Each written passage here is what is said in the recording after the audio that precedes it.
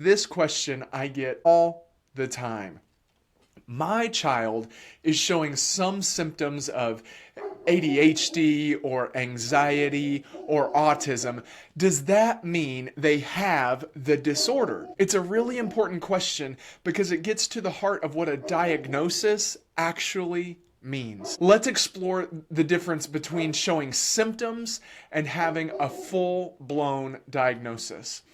And really, just to break it all down into a very simple statement, having symptoms doesn't always mean there's a disorder. There has been a huge surge of people discussing their disorders on social media. And that has been a great thing for so many reasons. It has helped destigmatize some of these disorders. It has helped people see that mental health is something we should all be talking about, but it has also caused some damage. It's caused some damage because sometimes people go on social media and say they have a disorder when really they've never been diagnosed with that disorder. They just are thinking that they've heard some things that make it sound like they do have that disorder. And the other thing that happens is people who actually are diagnosed, who actually do have a disorder, they go on social media and they share all about their disorder, and other people watch it and they believe that they can diagnose themselves based on what that person is sharing. They relate so much to that person, they feel like they also have the disorder. As a licensed clinician, I am not allowed to diagnose myself. I am also not allowed to diagnose my friends. If there's someone that I know in any context outside of therapy, I am not allowed to work with that person, and I am not allowed to diagnose that person, because our version of ourselves and of the people in our lives will always be a little bit tinted and shaded by our personal perspective. So if you are trying to diagnose yourself, you can't do it. If a friend has diagnosed you, they can't do it. And even licensed clinicians sometimes disagree about diagnoses. I'll talk about that in just a minute. But when we're talking about seeing symptoms of a diagnosis or having a full-blown diagnosis and really being diagnosed with the disorder, let me show you and talk you through a few things. If you are just listening to the audio, I will explain this to you. If you are watching on the video version of this episode, then you'll be able to see. What I'm holding up right now is a packet of 3 pages that are printed almost all the way on all 3 pages. The third page is only about a half page, but there are highlights all over the page. And the reason that I am showing you this is that these 3 pages of things are the diagnostic criteria for ADHD, Attention Deficit Hyperactive Disorder. People all the time will tell me that they can't focus, and so they must have ADHD. Or they'll call me and they'll say their child can't focus. Or a teacher will call me and say that a student in their class can't focus, and that must mean they have ADHD. ADHD is much more complicated than not being able to focus. And if you're just listening to the audio version, that is me flipping through the pages of this diagnostic criteria. There's 2 types of ADHD. In this first type, this is the first type right here, and it's called the inattentive type.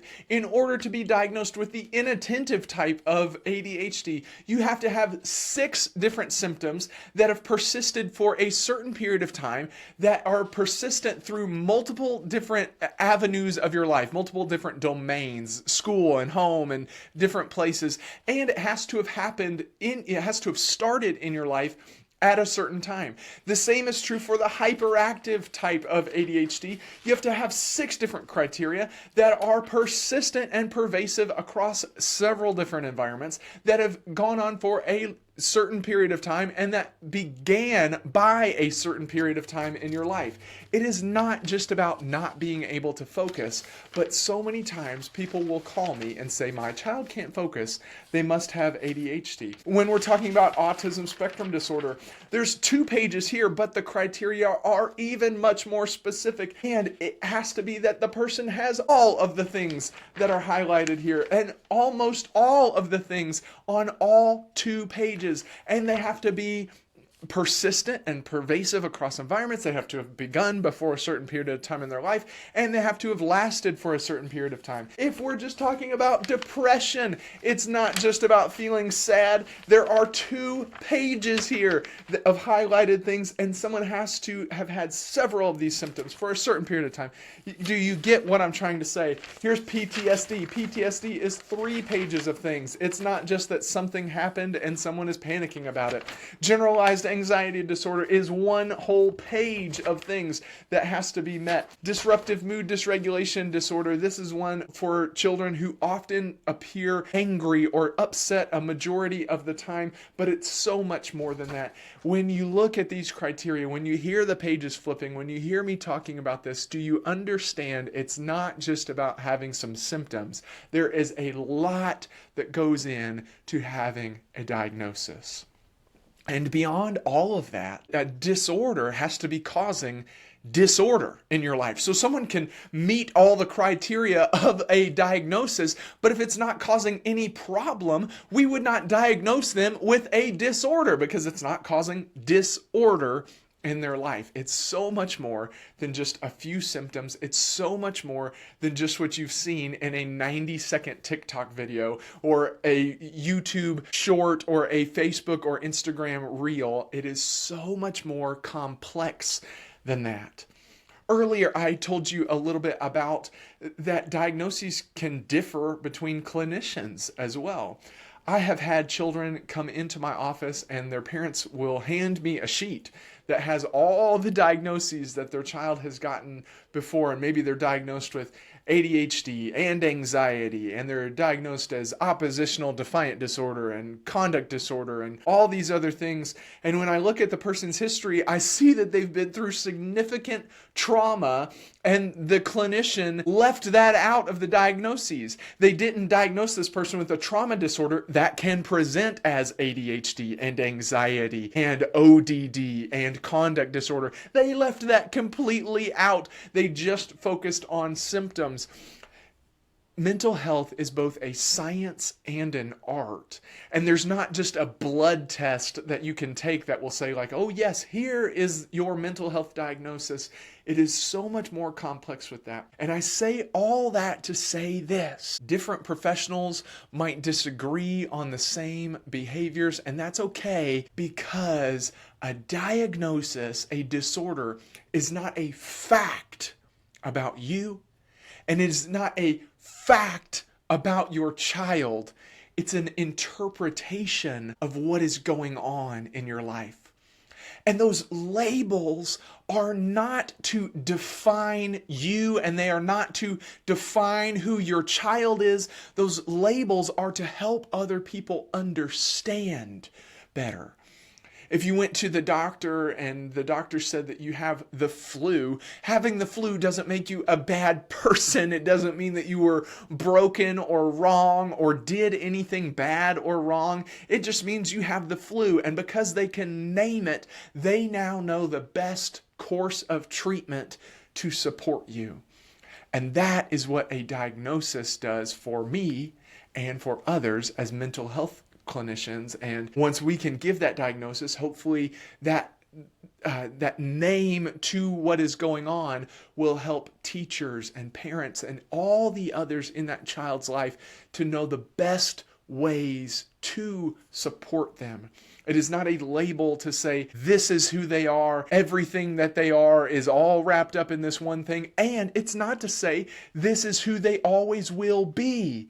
It's just to say, here's the thing that's going on right now. Because we have a name for it, we know the best ways to support them. And that is what a diagnosis does for someone.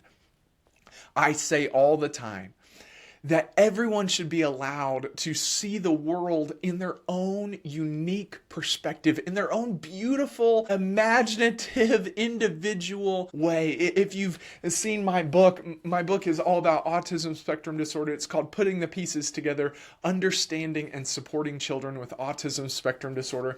And in this book, I say that autism is not something to be fixed, But people with autism are people to be supported so that they can see the world in their unique way. The same is true with ADHD. It's not about trying to make a child sit more still, be more calm. It's about supporting them so that they can sit still and be calm when they need to, so that their brain is not firing all the time. But we don't want them to lose that superpower, because with that superpower of being able to jump around all the time, they may be a great speaker or teacher where they can answer questions and bounce off of things. Anxiety even can be used as fuel. If someone has depression, we don't want them to suffer from a disorder, but maybe once they get through the symptoms, the problematic symptoms of that disorder, their unique perspective is one that is much more about listening than about speaking. We don't want to give people diagnoses to say, here's the thing that's going on with them, here's what we need to do to make them like everyone else. That's not it. These diagnoses are to say, here's what's going on, here's the support they may need to be successful, but let's do the least amount of change in them that we possibly can to help them be successful and bring their unique perspective to this world. Diagnoses do not define you. Diagnoses are not facts. They are best interpretations. And just because someone shows some symptoms of a disorder does not mean that that is the thing that's going on with them. Hopefully this answer was helpful. Like this video, subscribe to the channel, and leave a comment if you've ever wondered about the difference between symptoms and diagnoses.